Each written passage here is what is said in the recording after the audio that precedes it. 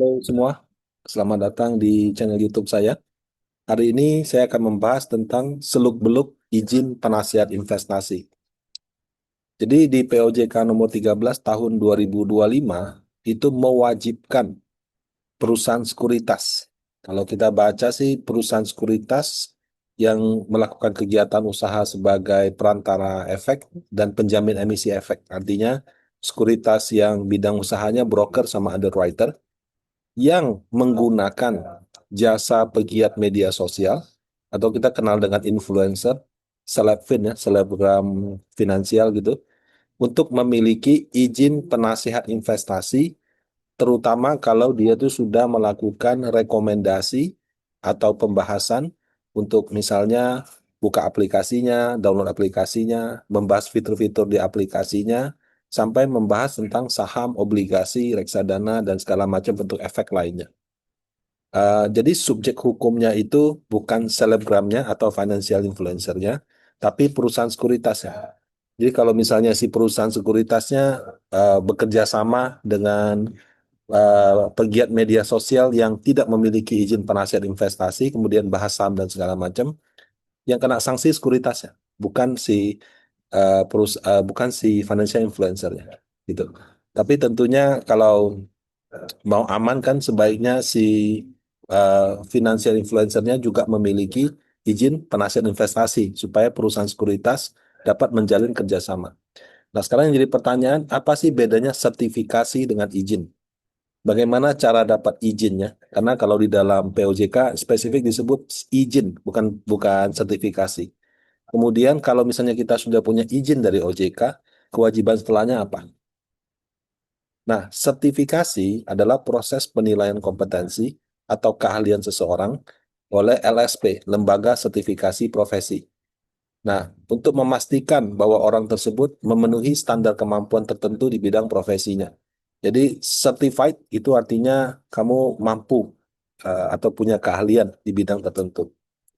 Nah, sementara perizinan adalah, sorry, pemberian izin resmi dari OJK untuk melakukan kegiatan tertentu. Nah, kalau kita bicara izin penasihat investasi, itu acuannya peraturan Bapepam LK yang nomor 26 tahun 96. Waktu itu saya juga kaget. Saya kan tanya ke orang di OJK yang bagian perizinan. Pak, kalau mau mengajukan izin penasihat investasi itu acuannya POJK berapa ya? Kok saya nyari-nyari nggak ketemu ya? Ini benar ya, masih mengacu ke peraturan Bapepam LK. Dia bilang, iya Pak, masih belum berubah gitu. Jadi kalau kita mau apply izin penasihat investasi itu masih menggunakan kata-kata dalam peraturan Bapepam LK yang diterbitkan tahun 96, di mana disebutkan penasihat investasi orang perorangan. Jadi penasihat investasi itu ada perorangan, ada perusahaan. Kalau perorangan itu permohonan memperoleh izin sesuai dengan peraturan 4C1, melampirkan kopi izin orang perseorangan sebagai WMI, melampirkan uraian rencana kegiatan termasuk sarana yang dimiliki, dan warga negara Indonesia. Jadi WNA belum bisa, gitu. Nah, jadi poin B itu adalah kalau kita ingin punya izin penasihat investasi, kita mesti punya izin wakil manajer investasi. Jadi bukan bukan apa namanya, bukan izin penasihat investasi langsung, bukan, beda. Kamu mesti punya izin WMI dulu, baru mengajukan izin penasihat investasi. Nah, kalau kita ingin mengajukan izin WMI, itu ada dua proses. Maksudnya ada tiga langkah gitu.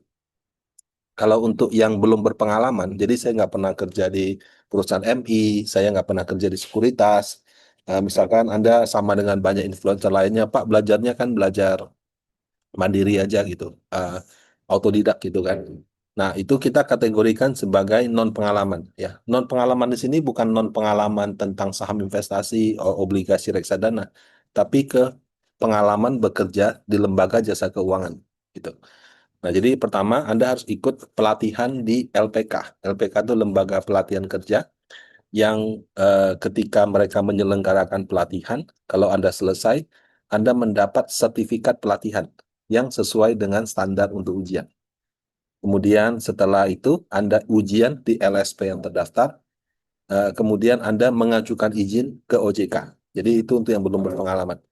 Nah, kalau misalnya Anda sudah berpengalaman kerja minimal 3 tahun, sebenarnya bukan di manajer investasi sih, di semua lembaga jasa keuangan, nomor satu boleh di skip. Jadi misalnya Anda kerja di Pegadaian 3 tahun, mau langsung ujian boleh nggak? Boleh, ya. Tapi kalau untuk ujian WMI itu, dia punya pengalaman mesti minimal 3 tahun sebagai manajer, gitu. Sorry, saya lupa entah 2 apa 3 tahun, tapi nanti bisa cek ke LSP-nya. Sepertinya sih eh 2 3 tahun gitu, ya. Nanti bisa dicek. Nah, di Indonesia ada banyak LPK ya, Lembaga Pelatihan Kerja. Mungkin Anda pernah mendengar Teach Me Edukasi. Eh, Kemudian ada APRDI. APRDI itu asosiasi daripada pengelola reksadana. Ada MI, WMI, kemudian ada Bank Kustodian, Selling Agent, itu semua ngumpul di situ. Ada Muamalat Institute, ya, ada BCM College, dan sebagainya. Nah, menurut saya kalau Anda ingin belajar manajer investasi, lebih baik ke APRDI. Saya merekomendasikan ke sana. Kenapa? Karena para pengajarnya itu praktisi langsung. Nah, kalau di tempat lain bukan berarti tidak ada. Ada juga gitu. Tapi mungkin mereka bukan praktisi di MI. Sehingga ya kalau teorinya mungkin sama aja.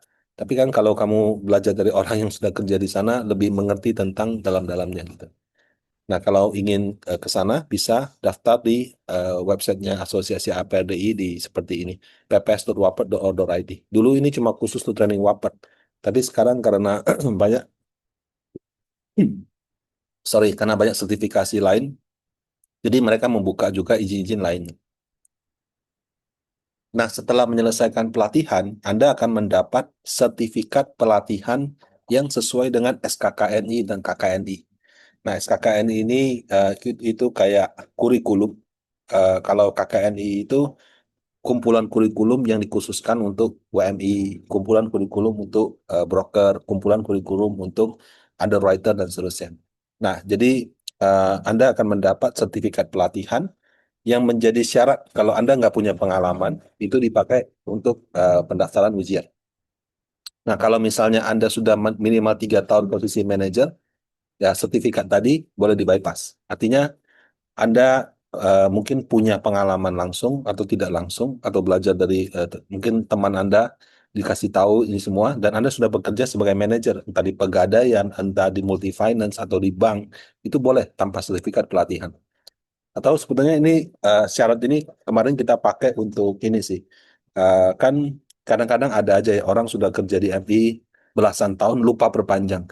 Lagi libur lah, lagi sibuk lah, lagi between job lah. Jadi mungkin waktu itu dia nggak, maksudnya dia kan mungkin berhenti kerja dalam proses cari kerja, nggak merasa ada kepentingan untuk memperpanjang karena siapa tahu kerjanya bukan bidang itu lagi gitu. Nah, jadi karena berbagai macam hal itu hangus, menyebabkan dia itu izinnya tidak berlaku lagi. Tapi karena sudah berpengalaman 3 tahun atau lebih, dia bisa langsung ujian tanpa harus pelatihan. Jadi hitung-hitung lebih hemat ongkos juga. Nah, kalau untuk pelatihannya kita sebut LPK, kalau untuk ujiannya kita sebut dengan LSP. Ya. Nah, LSP itu harus merupakan lembaga sertifikasi profesi yang mendapat izin dari OJK dan BNSP. BNSP itu Badan Nasional Sertifikasi Profesi. Nah, saat ini ada 3 LSP di Indonesia yang boleh menyelenggarakan ujian di bidang pasar modal. Itu ada LSP PMI, Pasar Modal Indonesia, LSP IKEPAMI, Industri Keuangan Pasar Modal Indonesia, dan LSPPM, LSP Pasar Modal gitu. Nah, sebagai informasi, saya akan declare saya punya kepentingan adalah saya menjadi ketua yayasan LSP PMI. Jadi dari 3 LSP ini, LSP yang pertama ini didirikan oleh 4 asosiasi. Itu ada Propami, Perkumpulan Profesi Pasar Modal Indonesia. Jadi kalau Anda punya izin broker underwriter, memperpanjangnya menjadi anggota daripada Propami. Kemudian kalau perusahaan-perusahaan ya, Trimegah Sekuritas, Panin Sekuritas, Dana Reksa Sekuritas, Stockbit Sekuritas, Ajaib Sekuritas, dan sebagainya, itu mereka tergabung dalam asosiasi disebut dengan APEI. Nah, kemudian kalau Anda bekerja di MI, ya Panin Asset Management, Trimegah Asset Management, Sukor Asset Management, dan sebagainya, itu menjadi anggota daripada AMII. Nah, kemudian kalau Anda perorangan pemegang izin WMI, itu ada asosiasi PWMII. Nah, 4 asosiasi ini merupakan pendiri daripada LSPPMI dan bentuk hukumnya yayasan. Dengan kata lain, mereka itu memang tidak berorientasi pada keuntungan. Jadi mereka memang lebih ke service. Nah, saya sejak April 2024, pengurus yang lama mengundurkan diri dan saya diminta tolong oleh asosiasi untuk menjadi ketua yayasan. Tapi memang saya jabatannya itu jabatan nonaktif, artinya itu kalau kayak sekolah, sekolah ini kan mungkin yang punya yayasan. Nah, saya kepala yayasannya, tapi ada kepala sekolahnya lagi. Nah, sehingga saya tidak menjadi kepala sekolah. Karena kalau saya menjadi kepala sekolah itu masalah. Karena di apa peraturan OJK, posisi saya saat ini sebagai panin aset manajemen tidak memungkinkan bagi saya untuk punya pekerjaan lain. Nggak boleh double job lah seperti itu kasarannya. Nah, kalau misalnya Anda ujian di LSP, salah satu dari 3 itu, kemudian lulus, itu akan mendapatkan sertifikat jenjang kualifikasi 5 bidang pasar modal, sub bidang pengelolaan investasi. Nah, sertifikat inilah kamu pakai sebagai acuan untuk mengajukan izin WMI ke OJK. Nah, kalau mau misalnya tadi saat Anda ikut pelatihan lulus, dapat sertifikat pelatihan, ikut ujian di LSP lulus, dapat sertifikat keahlian di bidang pengelolaan investasi. Nah, sertifikat ini bersama dengan dokumen-dokumen lainnya kamu ajukan melalui website OJK, sprint.ojk.go.id. Nah, di situ sudah ada poin-poinnya. Jadi, fotokopi ijazah atau surat keterangan lulus yang terakhir, fotokopi KTP atau paspor, bukti memiliki pengetahuan atau keahlian. Nah, itu yang tadi, sertifikasi dari LSP tadi. Ya. Kemudian, fotokopi surat keterangan pengalaman kerja institusi pengawas yang memberikan kewenangan lebih, bla bla bla. Oke. Kemudian surat keterangan kerja dari Lembaga Jasa Keuangan di Indonesia bagi WNA. Jadi kalau WNA itu perlu surat keterangan kerja juga.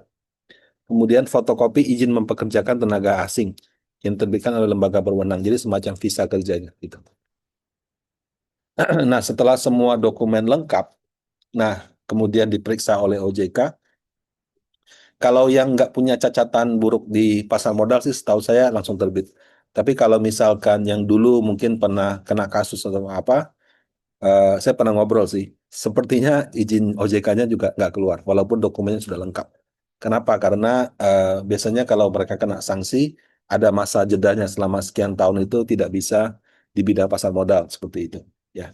Nah, tapi anggaplah Anda tidak punya masalah di situ. Selanjutnya Anda akan mendapat izin WMI. Nah, kalau sudah dapat izin WMI, balik lagi ke prosedur di awal tadi.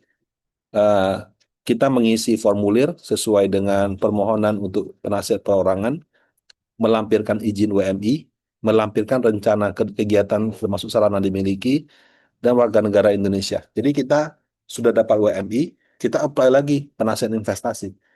Nah, jadi kalau penasihat investasinya keluar, itu kayak kamu punya double degree. Satu sebagai WMI, satu sebagai penasihat investasi, atau saya singkat dengan PI.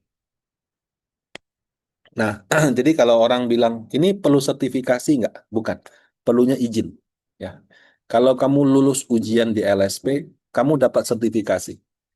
Tapi kamu baru dikatakan berizin apabila mendapat izin dari OJK. Izin sebagai WMI, izin sebagai penasihat investasi. Nah, izin sebagai WMI ini diperlukan kalau misalnya kamu kerja di perusahaan MI, kamu di posisi head atau di posisi direksi. Kemudian kalau misalkan tim pengelola investasi, staffnya sampai fund manajernya semua juga wajib punya izin WMI. Ya. Nah, kemudian kalau Anda sudah punya WMI, Anda mungkin dihubungi sama sekuritas. Anggap aja pribadi ya. Oh, Anda punya Instagram atau YouTube bagus. Orang kontak, mau nggak kamu apa namanya eh, promosi saya punya aplikasi gitu. Nah, kemudian kalau orang promote, kamu bisa bahas fitur-fiturnya. Kalau orang buka rekening di sana, itu saya kasih komisi seperti itu. Atau Anda mungkin senang bahas saham. Jadi dia minta tolong sekuritasnya, tolong dong bahas saham di aplikasi saya, biar orang mau transaksi tempat saya, begitu. Nah, jadi selama Anda menjadi seorang influencer, pegiat media sosial, kemudian Anda dibayar oleh perusahaan sekuritas untuk melakukan kajian terhadap aplikasinya, kajian terhadap efeknya, itu diperlukan izin penasihat investasi. Nah, baik sertifikasi maupun izin itu ada masa berlakunya yaitu 3 tahun. Jadi misalnya kamu lulus ujian dari LSP bulan Juli 2025, keluar dia punya sertifikat. Masa berlakunya 3 tahun. Lewat 3 tahun lagi gimana Pak? Kalau Anda ingin memperpanjang Anda punya sertifikasi, itu ada namanya, ini sorry bukan relisensi ya, tapi kalimat yang tepat itu resertifikasi. Ya, resertifikasi itu berarti Anda ujian ulang lagi gitu. Bayarnya gimana Pak? Sama Pak, bayar lagi gitu. Nah, kalau untuk perpanjangan sertifikasi ya.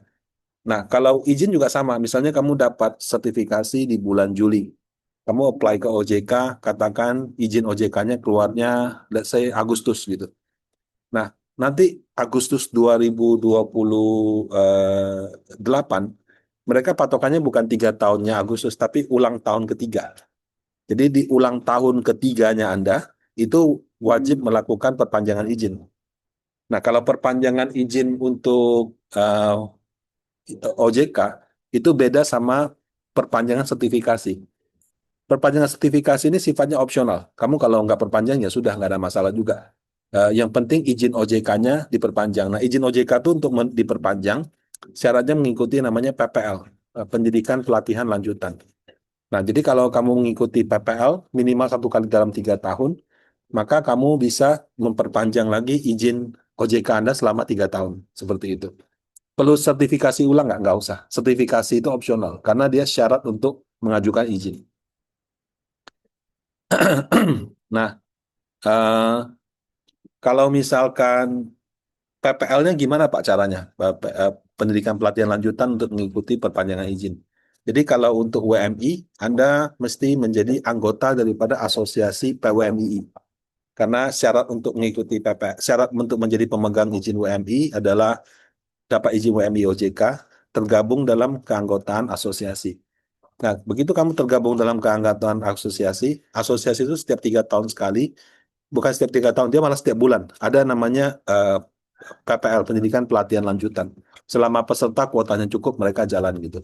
Nah, bagi yang izinnya habis pas 3 bulan, itu diperbolehkan untuk melakukan perpanjangan izin ke OJK. Seperti itu. Nah, eh, kalau misalkan izin seperti WMI, underwriter atau broker, itu baru aktif kalau kamu kerja di perusahaannya. Kalau misalkan saya bukan bukan apa bukan karyawan, contoh saya punya WMI, boleh nggak saya himpun dana? Nggak boleh, itu kriminal. Jadi punya izin WMI itu harus kerja di perusahaan MI baru aktif. Kalau cuma punya izinnya doang, tidak aktif. Kamu tidak bisa melakukan kegiatan pengelolaan dana. Nah, kalau Anda punya broker atau punya underwriter, memang ada ketentuan dari OJK yang mengatakan bisa menjadi mitra pemasaran. Mitra pemasaran itu seperti agen asuransi aja. Kamu punya kontrak sama perusahaannya, tapi kamu bukan karyawannya gitu. Jadi kayak posisinya cuma freelance, nggak dibayar. Cuma kamu boleh atas nama perusahaan melakukan misalnya pembukaan rekening dan lain-lain gitu. Nah, kalau PI, penasihat investasi beda. Kamu bisa beroperasi secara perorangan, seperti halnya notaris atau konsultan pajak. Kalau konsultan pajak, notaris kan perorangan. Mereka nggak harus tergabung ke dalam satu firma yang besar begitu. Nah, jadi kalau WMI, broker underwriter harus kerja atau punya kontrak dengan perusahaannya.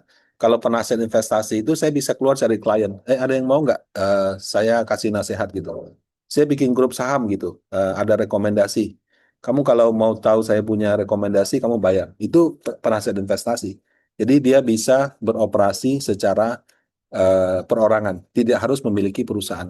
Yang jelas penasihat itu nggak boleh kelola dana. Dia cuma boleh kasih nasihat. Nah, sekarang kalau untuk biaya-biaya seperti apa? Satu, misalnya kamu kalau mau ujian, itu kan ke LPK.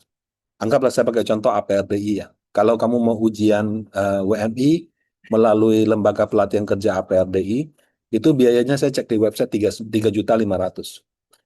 Nah, kemudian kalau misalnya Anda sudah menyelesaikan pelatihan, Anda mau ujian, misalnya ke LSPPNI, biayanya 2,5 juta plus PPN. Tuh. Nah, kemudian katakan Anda mengikuti ujian, lulus, dapat sertifikasi WMI, Anda daftar WMI ke OJK, biaya pendaftaran nol. Kalau tahun-tahun sebelumnya masih kena biaya, tahun ini sudah nol. Kemudian Anda dapat izin WMI dari OJK, Anda daftar menjadi PI, biaya pendaftarannya juga nol. Nah, kemudian untuk memperpanjang izin, kamu kan harus menjadi anggota asosiasi dan PPL tiap 3 tahun sekali. Biaya keanggotaan asosiasinya adalah 1 juta per tahun. Jadi selama kamu menjadi anggota, kamu bayar 1 juta per tahun. Nah, kemudian biaya PPL-nya untuk syarat perpanjangannya itu sudah masuk dalam yang 1 juta per tahun itu. Jadi kita tidak bayar. Nah, jadi total biaya untuk mendapatkan izinnya dan menjadi keanggotaan asosiasinya itu adalah eh, 6 juta di awal plus 1 juta per tahun selama Anda memiliki izin. Nah, kemudian kalau kamu jadi PI itu kan sama kayak notaris konsultan pajak. Itu ada biaya tahunannya. Nah, biaya tahunan PI ini adalah eh, kena namanya pungutan sektor jasa keuangan. Besarannya adalah 1,2% dari omset, minimal 10 juta per tahun. Nah, jadi contoh misalnya, Anda influencer, kemudian Anda kerjasama dengan sekuritas. Anda bikin promosi tentang aplikasinya, Anda kasih referral code segala macam. Dalam 1 tahun Anda terima 1 miliar gitu. Maka Anda harus membayar pungutan sektor jasa keuangan 1,2% kali 1M, 12 juta. Dia biasanya ada mekanismenya. Nah, kalau misalnya Pak dapatnya nggak ada 1 miliar Pak gitu, dapatnya misalnya cuma 100 juta.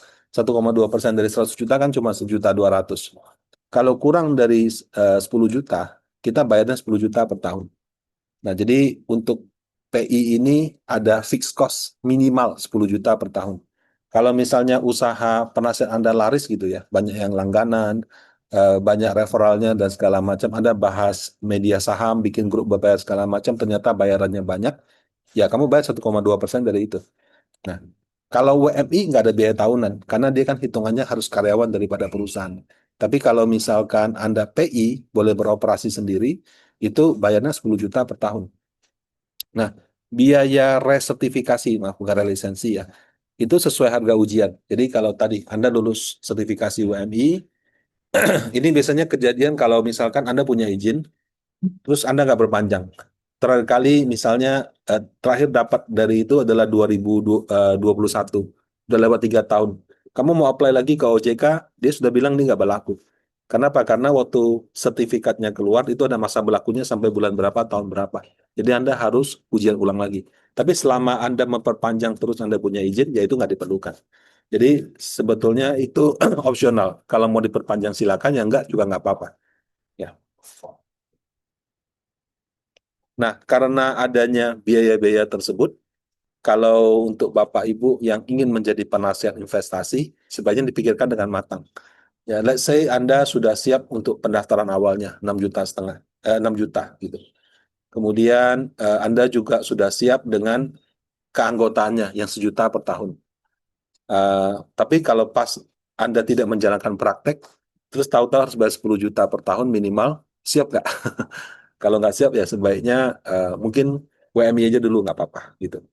Nah, demikian pembahasan saya kali ini. Semoga bermanfaat. Terima kasih.